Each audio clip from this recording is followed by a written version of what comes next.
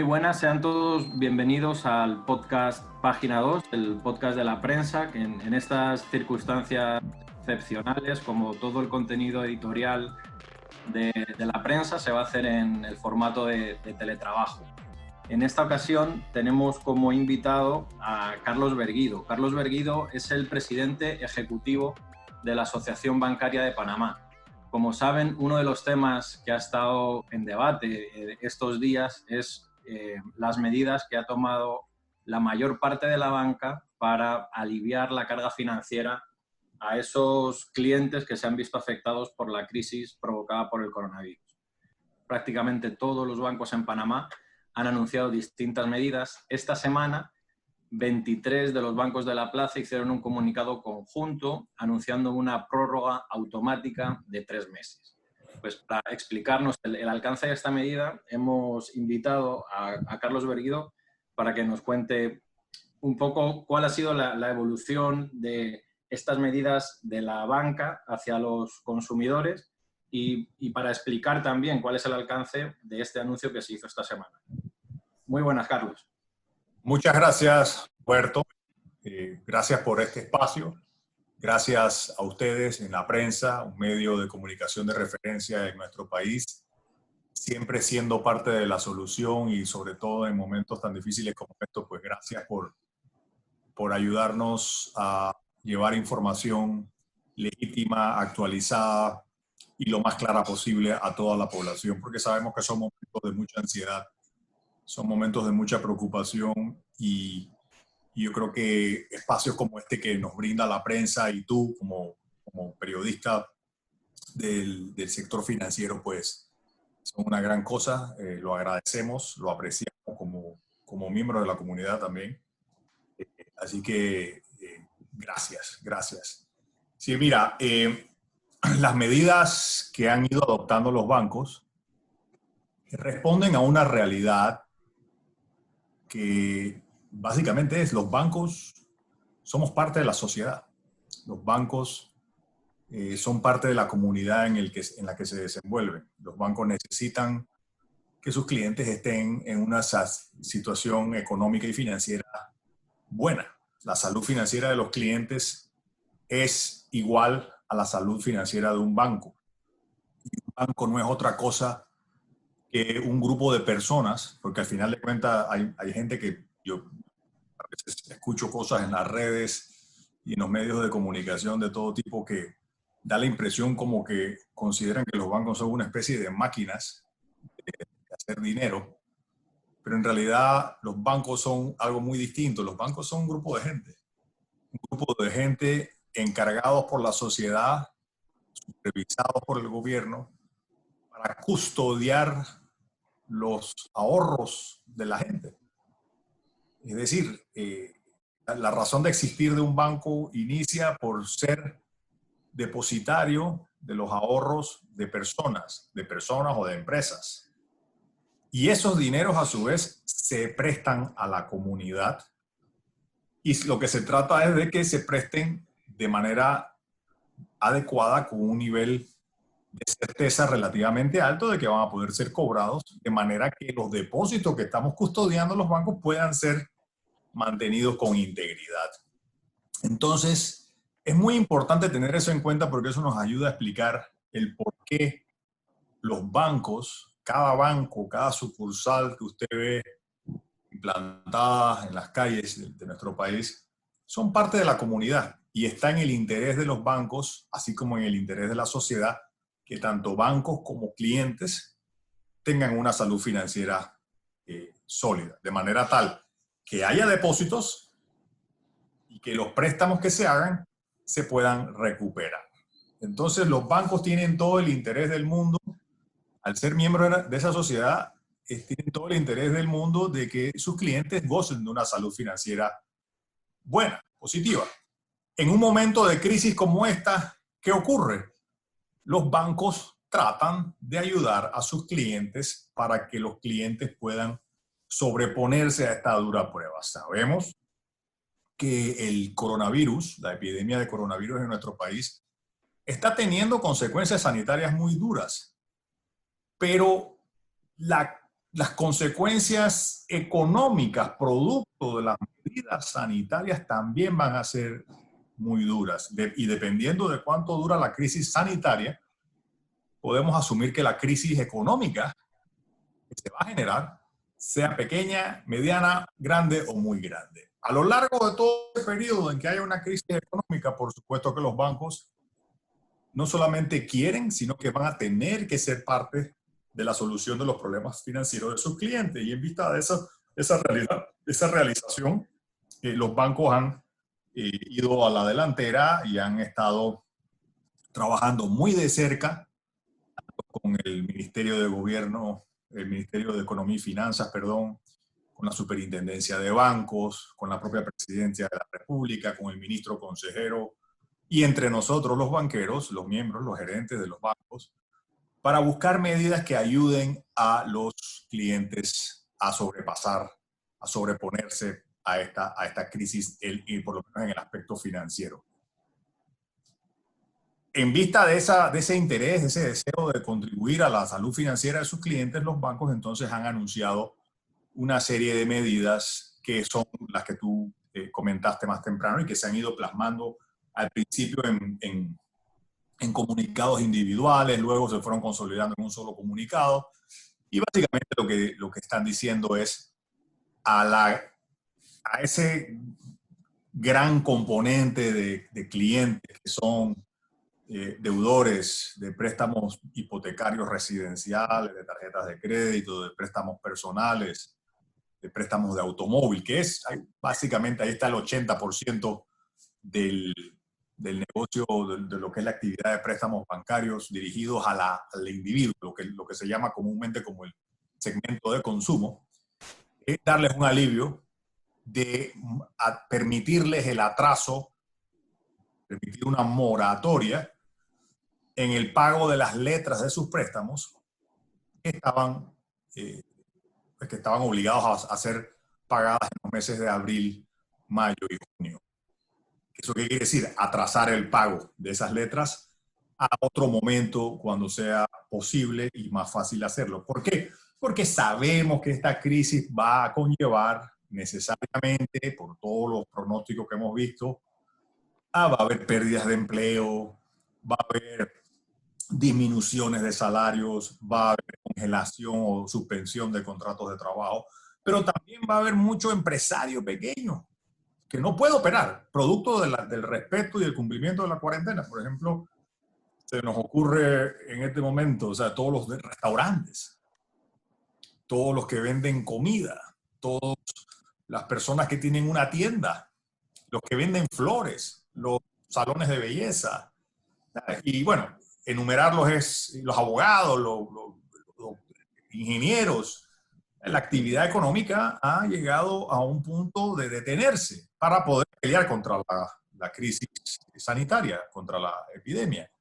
Pero ese detenimiento en la actividad económica va a conllevar que muchas personas que devengaban un ingreso, ya sea como asalariado o como empresario, o se le va a disminuir dramáticamente su ingreso o va a desaparecer el ingreso por un mes o por un tiempo. Entonces, lo que se está permitiendo es que mientras esa crisis económica, esa sacudida económica que estamos viendo pasa, los bancos están ahí para permitir ese atraso, permitir que esas deudas que había que pagar, esas letras que había que pagar en los meses de abril, mayo y junio, no sean pagadas y se paguen más tarde, sin ninguna consecuencia adversa para los clientes. ¿Cómo va a funcionar, Carlos? Gracias por la introducción. ¿Cómo va a funcionar en la práctica? Lo que se ha dicho es que va a ser de forma automática, que entiendo que esa es una de las grandes diferencias a las primeras medidas que tomaron los bancos. Ahora va a ser de forma automática. Es decir, si yo soy una persona que se ha visto afectada por la situación de la crisis, me han suspendido el trabajo, me he quedado sin empleo, no tengo que hacer nada, no tengo que hacer ninguna gestión con mi banco para que se aplique esta moratoria de 3 meses. Sí, te explico. Y antes de dar la explicación más profunda, aquí sí quiero anotar. Dentro de los diversos bancos y las diversas medidas que se fueron comunicando, hay bancos que desde el principio comunicaron moratorias automáticas. No es que no existen, hay algunos. Y sobre todo, ¿quiénes fueron? Hombre, básicamente son los bancos que tienen más participación en el segmento de consumo. Fueron aplicando ya moratorias automáticas. ¿Por qué? Porque entendieron muy rápidamente, como la mayoría en realidad, entienden muy rápidamente que manejar moratorias para muchos clientes a la vez es prácticamente imposible desde el punto de vista logístico, práctico. Sobre todo en un ambiente de cuarentena en que la gente no puede salir de su casa, no pueden ir a la sucursal bancaria a hablar con su ejecutivo a ver cómo se opera esta mora. Entonces, y sobre todo también que los bancos han ido disminuyendo los horarios de atención, hay algunas sucursales que están cerradas y estamos tratando de proteger a los clientes bancarios. O sea, estamos tratando de evitar las aglomeraciones y el contacto social. De modo tal que, si bien es cierto, ayer o antes de ayer salió un comunicado que unifica básicamente las medidas en todos, que es la primera vez que se avisa una moratoria automático. Ya bancos lo habían hecho antes. Lo que pasa es que ahora se puso ya como en un solo comunicado que aglutina, ya creo que van 24 bancos que se han ido cogiendo. Y son los bancos que más tienen relevancia al sector de consumo. Bien, tu pregunta iba orientada a cómo se va a hacer. Bien. Siempre hemos explicado, que comenzó esta crisis, hemos explicado que el deseo de la sociedad entera, y de la cual no escapan los bancos y del gobierno y de todos, es ayudar y aliviar las cargas a los que necesitan esos alivios porque han perdido su empleo, han perdido su ingreso, han perdido su salario o han perdido su jubilación por alguna razón. Pues, hay que pensar que también hay posibilidades. Entonces, si se trata de una persona que hoy en día tiene un préstamo y esa persona paga el préstamo mediante descuento directo, mientras la empresa siga, mientras el empleador siga pagando el salario, los descuentos directos para pagar los préstamos van a seguir practicándose. ¿Por qué? Porque se entiende que en esta circunstancia el cliente puede continuar. No necesita el alivio financiero porque está recibiendo su salario. Bien. Ahora bien, ¿qué pasa con el empleado que ha sido cesado o su contrato ha sido suspendido o ha sido despedido y no está ingresando salario? Esa persona automáticamente va a recibir el alivio. Va a recibir el alivio, ¿por qué? Porque no, primero que nada, que la empresa que le hace el descuento directo no se lo va a poder hacer. Así que ya ahí hay un elemento que es indicativo de que esta es una persona que necesita el alivio. Por otro lado, un empresario que pagaba de modo voluntario y se ve impedido, un empresario o un individuo, un profesional, cualquier persona que tiene un préstamo hipotecario y él asume el pago de sus préstamos mediante pago voluntario, que se llama, ya no es por descuento directo, sino que va a la ventanilla de los bancos y hace un ACH. Si esa persona entró en una situación de pérdida de ingresos, esa persona también va a recibir un alivio automático. ¿Ves? Es importante que lo tenga claro. Ahora, la persona que sigue devengando su salario, el jubilado que sigue devengando su pensión, el individuo de cualquier tipo o empresa de cualquier tipo que sigue generando un ingreso, aunque sea disminuido, pero que puede continuar haciendo el pago de sus compromisos a los bancos, nosotros estamos pidiendo que lo sigan haciendo. Los bancos piden que lo sigan haciendo porque para ellos no es el que se ha diseñado el alivio. El sistema financiero necesita que quienes puedan pagar puedan seguir pagando, que lo sigan haciendo, porque en la medida en que siguen haciendo sus pagos, entonces el mecanismo puede seguir funcionando para aliviar la carga de quien no puede. Pero si todo el mundo deja de hacer pagos a los bancos o a las empresas de lujo o al gobierno o al que sea, entonces vamos a tener una catástrofe económica y vamos a empeorar la situación aún más. Este es un momento que quien puede seguir pagando lo siga haciendo. Por eso es que el alivio financiero que se ha diseñado y anunciado está orientado para el que no puede, para el que realmente no puede. Y de hecho, Carlos, hay varios proyectos, varias iniciativas que se han estado debatiendo, que se están debatiendo en la Asamblea que hablan de moratorias generales, ¿no? Ustedes han advertido un poco de los riesgos que tendría esto. Si todo el mundo deja de pagar, por el otro lado de la cadena están los depositantes también, ¿no? Esta mañana estaba escuchando en un foro y alguien decía, prácticamente nadie se está preocupando de los depositantes.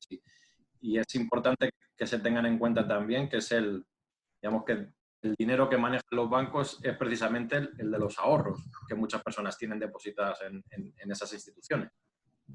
Así es, Roberto, muchas gracias por la pregunta y voy a ser bien claro con esto. Claro que sí. Cuando los bancos prestan dinero, el dinero que prestan los bancos no es un dinero propio ni es de sus accionistas, es el dinero de los depositantes. Entonces, ¿cómo funciona todo esto? El depositante, Roberto González, va al banco y deposita su cheque de $1,000 y lo pone en una cuenta de ahorros. Y devenga un interés, digamos, de 3% anual. ¿El banco qué hace? Agarra ese préstamo, ese depósito, perdón, ese dinero de Roberto González y se lo presta a Juan Pérez. Y le presta, digamos, $800 a Juan Pérez. Y le cobra un interés a Juan Pérez, digamos al 6%, por decir un ejemplo. Ese 6% de interés que se le cobra en el préstamo a Juan Pérez es utilizado para pagarle los intereses de 3% a Roberto González, pero también para pagar el salario del empleado que trabaja en el banco, del alquiler de la sucursal bancaria, para pagar el costo de mantenimiento de las oficinas, el salario de los ejecutivos, para pagar. O sea, el interés que se cobra no solamente sirve para poderle pagar a los depositantes y mantener sus depósitos seguros, pero también para correr toda la operación del banco. Y lo digo no solamente para los bancos, es lo mismo que pasa, por ejemplo, con las empresas de energía eléctrica. Ellas le cobran al cliente por el consumo de energía eléctrica, pero ese dinero no es que es ganancia, no es una ganancia para los dueños. Ese dinero se utiliza para pagarle los salarios a los empleados de esa organización, para pagar los costos de mantenimiento y operaciones de esa, para pagar los costes de luz, para pagar el mantenimiento de las cosas que se caen. No pensemos que todo lo que entra es simplemente una especie de ganancia. No, de ahí sale el pago de los empleados que trabajan ahí. Entonces, es muy importante que como sociedad recordemos que en la medida en que nosotros alentamos o irresponsablemente asumimos una posición de que como vino el coronavirus yo no voy a pagarle nada a nadie, lo que estamos creando es un colapso económico. Y cuando hablamos de un colapso económico no quiere decir la economía de los ricos y famosos y los poderosos. Significa el modo de vida de hasta las personas más humildes de este país que se ganan la vida como aseadores en un banco o como empleados de mantenimiento de una empresa de servicios eléctricos. O sea, no es cuestión que, no es que yo estoy acabando con un concepto etéreo, economía, y que siempre hablamos de la economía como si se tratara de juego de números. No, entonces este es el modo de vida, esta es la comida, este es el techo de la gente, del agricultor que trae su camión de zanahoria o de papa o de repollo del interior y lo vende a cambio de un ingreso. Entonces, cuando nosotros decimos alegremente vamos a parar, vamos a poner en moratoria todo, estamos atentando contra la supervivencia de la gente en su vida cotidiana. Yo creo que es bien importante eso. Entonces, entiendo que hay muy buenas intenciones detrás de todos los proyectos de ley que se presentan en la Asamblea, pero hemos dicho en repetidas ocasiones que es, por lo menos 2 de lo que hemos visto, o 3 de lo que hemos visto, están planteando soluciones que, cuidado, en vez de ser soluciones, terminan creando un colapso económico mucho más duro, que termina exacerbando los efectos económicos que de por sí ya tenemos producto de las medidas sanitarias, pero que de tomar esas medidas probablemente terminaríamos teniendo un colapso económico muchísimo más duro, muchísimo más fuerte. ¿Por qué? Porque se están adoptando medidas a rajatabla sin tomar en consideración las consecuencias. Simplemente que parecen populares y parecieran tener algún tipo de calor popular, pero que al final de cuentas pueden terminar siendo, como dice el dicho, la medicina puede terminar siendo peor que la enfermedad. Podemos terminar dándole una medicina tan potente al paciente que lo matamos en la mesa de operación en vez de ayudarlo a revivir. Yo creo que es bien importante, Roberto, que todos los panameños que estamos aquí tratando de superar esta crisis comencemos a ver el día después. ¿Y a qué me refiero? Cuando eventualmente la crisis sanitaria, producto de la pandemia esta, pase, tenemos que pensar en que hay que proteger para que las empresas subsistan, para que los puestos de trabajo existan, así sean golpeados, pero que existan y puedan recuperarse, porque el trabajo de la recuperación económica que viene después de la pandemia va a ser importante. Y dependiendo de cuánto dura la pandemia y de cuánto duran las cuarentenas, ese trabajo de recuperación económica puede ser duro o durísimo, rápido o muy lento y muy prolongado en el tiempo de conformidad, cómo nos manejemos ahora. Entonces, las medidas, algunas de las medidas que hemos visto en proyectos de ley que se hablan en la Asamblea ahora mismo, hemos advertido y aprovecho esta oportunidad para volver a advertirlo. Pueden tener consecuencias mucho peores porque pueden terminar acabando, no golpeando, pueden terminar matando a la capacidad productiva del país. En todos sus ámbitos económicos, en todos sus sectores. Carlos, hay otro tema que ha generado muchos comentarios, dudas, quejas incluso, que es particularmente el tema de los intereses. Quería aprovechar también este espacio para consultarles cómo funciona el tema de los intereses durante estos 3 meses que en principio van a ser la prórroga. Estos días hablábamos con Aimé Senman, que es la presidenta de la Junta Directiva de la Asociación Bancaria, y con Amaury Castillo, el superintendente de bancos, y decían que los intereses siguen corriendo, aunque no se paguen en estas 3 mensualidades, no se van a pagar, pero sí se siguen calculando. Quería pedirte, por favor, si nos puedes explicar por qué es esto y digamos, si sería muy grave que los bancos directamente congelasen el cálculo de los intereses, que es lo que mucha gente está pidiendo como un alivio adicional, que se congelasen los intereses durante estos 3 meses. Bueno, volviendo al tema, los intereses, otra manera de llamar a los intereses es el precio de tu servicio. Es como si yo le pidiera a una persona que siga trabajando a cambio de no pagarle salario. Es como si yo le pidiera el día de mañana a una empresa de transporte que me transporte de aquí a Tocumen y decirle hazlo gratis.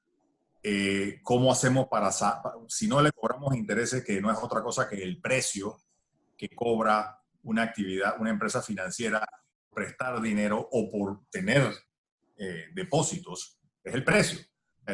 Los intereses son el precio que paga el banco a los depositantes por tener los depósitos y es el precio que paga, que cobra el banco a los deudores de sus préstamos. Y de ahí sale, de ese interés que se cobra y luego de restar lo que se le paga a los depositantes, de ahí sale para pagarle a los empleados bancarios, para pagar la luz, el agua, el teléfono, el alquiler, el mantenimiento, los salarios de todo el mundo. Entonces, nunca se ha considerado que se está dejando de cobrar, se está dejando de calcular el interés. Lo que se está diciendo es la letra que corresponde a los meses de abril, mayo y junio, que incluye tanto capital como intereses, como el pago de primas de pólizas de seguro, FESI. Eso que te tocaba pagar en abril, eso que te tocaba pagar en mayo, eso que te tocaba pagar en junio, en vez de pagarlo ahora porque sabemos que no puedes hacerlo ahora, lo vas a pagar después.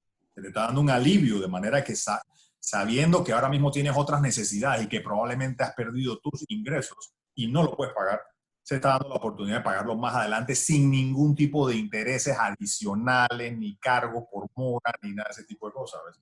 Eso es lo que se está haciendo. Congelar los intereses equivaldría a decir que en los meses de enero, abril, mayo y junio los bancos van a trabajar gratis. Pero eso es impráctico, porque eso equivaldría a decirle también a todos los depositantes que no se les va a pagar dinero, porque es el interés, acuérdate que es el precio que paga el banco por tener los depósitos de los depositantes y es el precio que cobra el banco por prestarle dinero a los deudores. Entonces, en la medida en que tú dices, se congelan los intereses, entonces vamos a también a castigar a otro segmento de la población que son los que han puesto su dinero en el banco. Entonces, creo que es una, creo que es una medida que quien la propone, uno lo hace con muy buena voluntad, pero seguro también que no comprende la naturaleza. O sea, cuando uno habla de intereses parece que es una palabra exótica. No, el interés simplemente es el precio que se paga y el precio que se cobra por el dinero.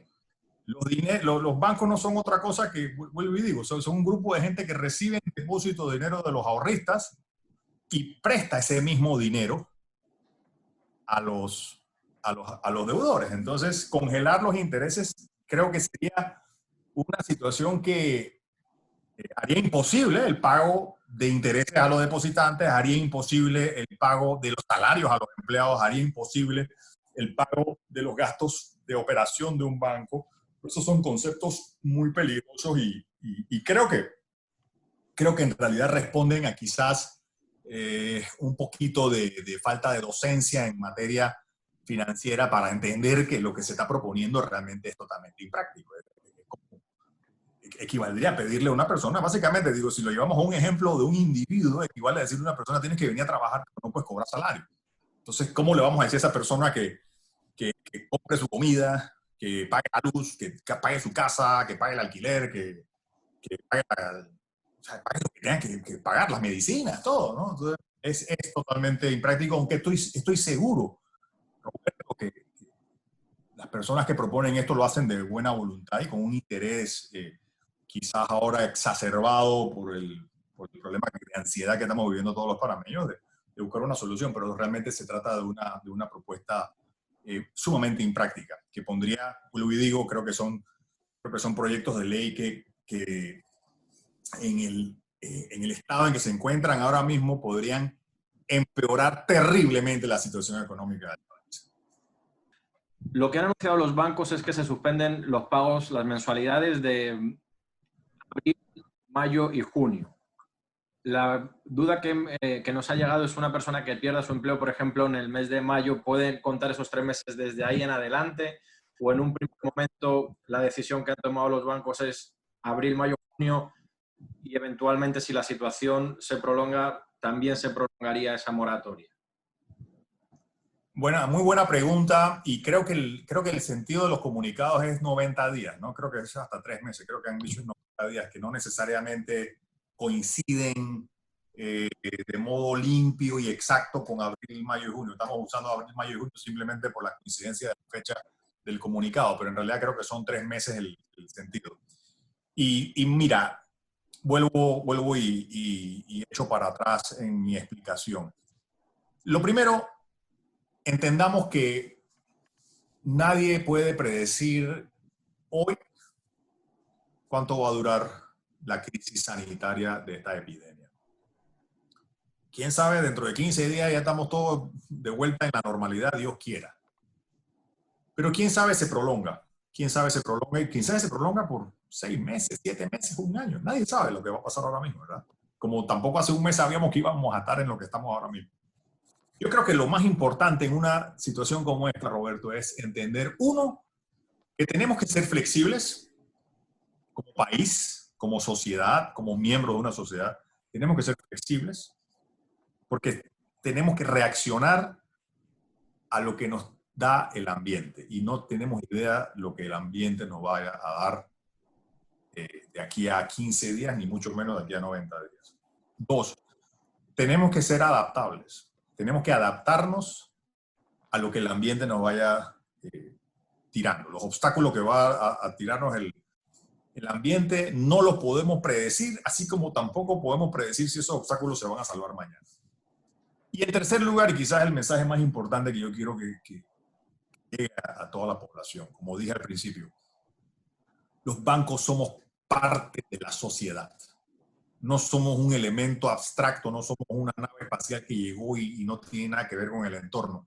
Los bancos son el reflejo de su entorno. La salud de un banco es directamente relacionada y depende de la salud de su entorno en el que se moviliza, la salud de sus clientes. Estoy seguro que los bancos, así como lo han hecho siempre, en esta ocasión no será la excepción y van a ser parte de la solución de los problemas de la gente.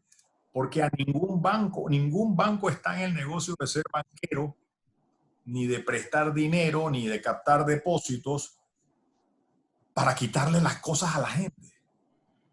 ¿Me comprendes? O sea, ¿qué hace un banco si tú no le puedes pagar? ¿Qué hace? Bueno, va y te quita la casa o te quita el carro. Pero ese no es lo que un banco quiere hacer. Ese no es el negocio de un banco. El negocio de un banco es recibir de vuelta el dinero que prestó, cobrarle los intereses a la gente, pagar sus deudas, pagar a los depositantes y hacer una ganancia razonable en el camino. Entonces, en la medida en que entendamos ese concepto fundamental, que el banco no es ajeno a la sociedad, sino todo por el contrario, es un grupo de personas, de gente, seres humanos comunes y corrientes que dicho sea de paso, tienen los mismos problemas que tú y que yo.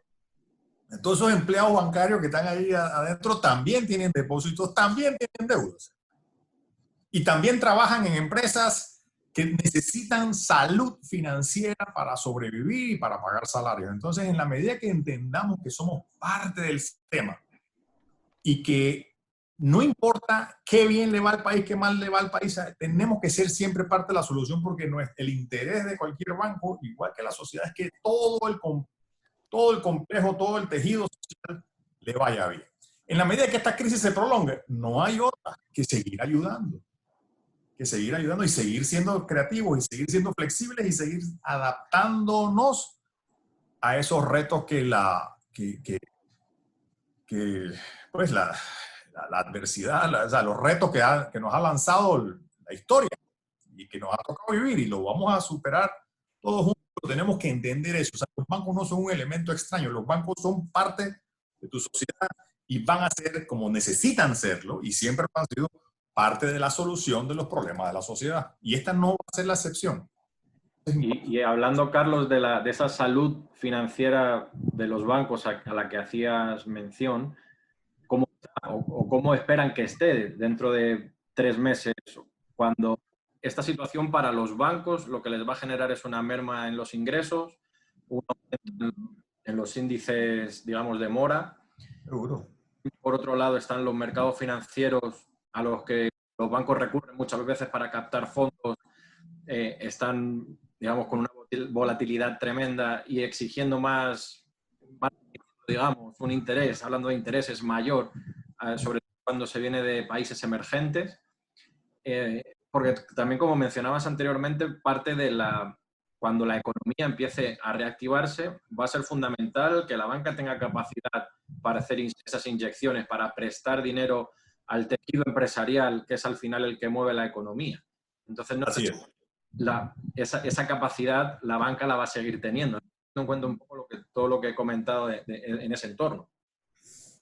Gracias por la pregunta, Roberto. Mira, una de las cosas que hay que, gracias a Dios, que esta crisis, que es una crisis que afecta al mundo entero, o sea, Panamá no está solo aquí, tú tienes relaciones familiares en Europa, todos conocemos gente alrededor del mundo, esta es una crisis mundial, aquí no se escapa a nadie.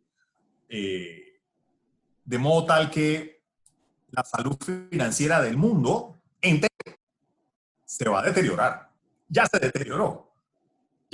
El mundo entero se está deteriorando a la vez. Algunos van a tener consecuencias más graves que otros dependiendo de la exposición que tengan a estos riesgos, ¿no? Pero de este problema no se escapa nadie. Aún aquellos países donde la crisis sanitaria no golpea tanto. ¿Por qué? Porque al final de cuentas, la globalización económica de la cual el mundo ha sido objeto o sujeto pasivo y activo durante los últimos 30 años, ha creado unas relaciones de interdependencia del mundo entero. O sea, es mentira que a Panamá no le importa lo que pasa en China. Bueno, ya lo hemos visto. Es mentira que en Panamá no le importa lo que pasa en España o en África. No. Estamos todos interconectados. Así como lo que pasa en África también afecta a España y afecta a China. O sea, estamos todos interconectados, de modo tal que esta crisis es mundial. Pero hay que darle gracias a Dios, desde el punto de vista ahora de los bancos, te hablo, que esta crisis ha agarrado, ha sorprendido al sistema bancario nacional en una situación de mucha fortaleza y liquidez. Y eso es muy importante porque le da un colchón importante para enfrentar los retos que vienen. Y no me refiero solamente a la salud intrínseca de las instituciones bancarias en Panamá, sino que además gozamos de excelentes relaciones con la banca corresponsal, que una vez más son un componente fundamental del paquete que va a hacer que la banca panameña siga adelante y tenga la capacidad, como dices tú, de ser un protagonista importante en la recuperación económica. Entonces, quizás, y esto, echando un poquito para atrás, tú que has estado tan involucrado en todo este tema de las listas grises y negras, tú has estado cubriendo el tema de las listas grises y te acuerdas hace unos años que Panamá anunciaba que se habían perdido muchas relaciones de corresponsalía producto de que Panamá estaba en esta lista gris de la OECD o del Gafi. Y sin embargo, este año, bueno, el año pasado ya, la última vez que nos volvieron a meter en las listas grises de la Gafi y de la OECD, Panamá no perdió ni una sola relación de corresponsabilidad, sino que al contrario, ha estado en proceso de recuperación. Digo esto porque la banca corresponsal, producto de ese listado de Panamá en las listas, esa participación de Panamá en las listas grises, ha generado ¿qué te digo? Unas relaciones de trabajo mucho más cercanas con la banca panameña, con la banca que opera en Panamá. Y eso ha ido generando también unas relaciones de muchísima más confianza. Ha habido un análisis minucioso de las prácticas de los bancos panameños, de las prácticas antilavado, de sus regulaciones de solvencia, de liquidez y tal. Y a tal punto que la banca corresponsal se siente sumamente, no solamente comprometida, sino sumamente sólida, sumamente cómoda con mantener relaciones comerciales de mucha envergadura con Panamá. No solamente la banca corresponsal, el manejo fiscal prudente de los bancos privados, pero también de los bancos públicos y de las finanzas públicas, terminan haciendo también que Panamá siga gozando de una excelente reputación cuando acude a los mercados internacionales de capital o a las entidades multilaterales de financiamiento que hay en el mundo, como el BID, como el Fondo Monetario, el Banco Mundial y el BESIE, la CAF. Entonces, testigo de eso puede ser pues la semana pasada que se anunció que Panamá había colocado 2.500 millones de dólares de deuda en los mercados de capital. 2.500 millones fue lo que decidió colocar, pero habían 7.000 y pico de millones de dólares que querían ser invertidos en bonos del Estado panameño. ¿Por qué? Porque el manejo prudente de la finanza, el manejo prudente y profesional de los bancos públicos y privados ha hecho generar en Panamá un nivel muy alto de confianza, mucho más alto de lo que gozan algunos países de nuestro entorno. Entonces eso nos coloca en una situación especialmente bondadosa para enfrentar una crisis como la que estamos enfrentando y estamos seguros que la vamos a superar, pero a la vez que gozamos de esas condiciones benévolas a nivel macro con los bancos corresponsales, con las entidades de crédito, con los mercados internacionales de capital, es muy importante que a lo interno hagamos nuestra parte. Entonces, lo digo porque eso también tiene que ver con esos proyectos que están tratando de impulsar en la Asamblea. Eso sería muy contraproducente porque daría una señal extremadamente negativa y funesta a esos mismos mercados de capital a los que vamos a tener que acudir y vamos a tener que seguir acudiendo, como siempre lo hemos hecho, porque Panamá es un país, tú lo sabes muy bien, el sistema financiero panameño y la economía panameña está totalmente inserta en la economía global y dependemos de ella. Entonces, en la medida en que nos comportemos como un país sensato, vamos a poder gozar y seguir gozando de ese gran acceso. Entonces, no cometamos el error de pensar que nosotros somos una especie de planeta que está flotando solo en el universo. No, y que aquí podemos hacer lo que nos da la gana y no pasa nada. No, eso puede tener consecuencias funestas a lo interno, agravando o desperdiciando es mejor la palabra, sería desperdiciar la gran la gran imagen y la gran percepción positiva que tienen los mercados internacionales sobre Panamá, que es lo que, al final de cuentas, va a significar que se abran las válvulas de capital y de los flujos de capital que vamos a requerir y vamos a seguir requiriendo a lo largo, antes, durante y después de esta crisis sanitaria para mantener la economía a flote, ¿no? Entonces, sí, yo siento que todos los panameños tenemos que estar comenzando a pensar en ese día después. ¿Qué pasa el día después que se acaba el virus? Tenemos que tener empresas que puedan recuperarse. No podemos acabar con el tejido empresarial de Panamá porque entonces sí es verdad que la crisis no va a durar 6 meses.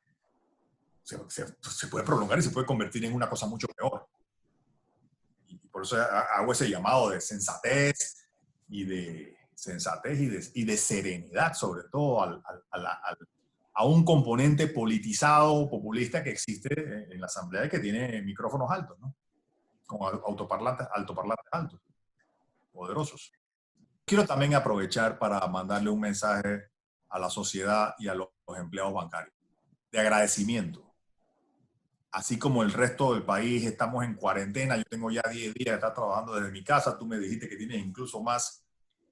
Eso es posible porque hay gente que se está sacrificando por todos nosotros y están poniendo su cuota de sacrificio familiar, su sacrificio del riesgo de enfermarse con el coronavirus. Y una de esas gente, además de los médicos, las enfermeras, los empleados de los hospitales, de la salud, las fuerzas de seguridad, los bomberos, los empleados de los supermercados, yo quiero añadir uno que con frecuencia ignoramos y son los empleados bancarios. Son los empleados bancarios que hacen posible que el sistema bancario nacional permanezca abierto, cumpliendo la promesa que dieron los bancos de mantenerse abiertos y con las operaciones bancarias ininterrumpidas a lo largo de esta crisis. Yo quiero mandar un reconocimiento y un agradecimiento público a los miles y miles de empleados bancarios que hacen esa promesa posible, asumiendo riesgo de contagio, sacrificando la paz del hogar y la compañía de sus hijos, porque también hay muchos padres y madres que están ahora siendo maestros en casa, tienen que además ir al trabajo. Entonces es un reconocimiento que quiero hacer aquí. Ojalá que tenga eco y ojalá que lo reciban, porque de verdad que es un agradecimiento muy sentido.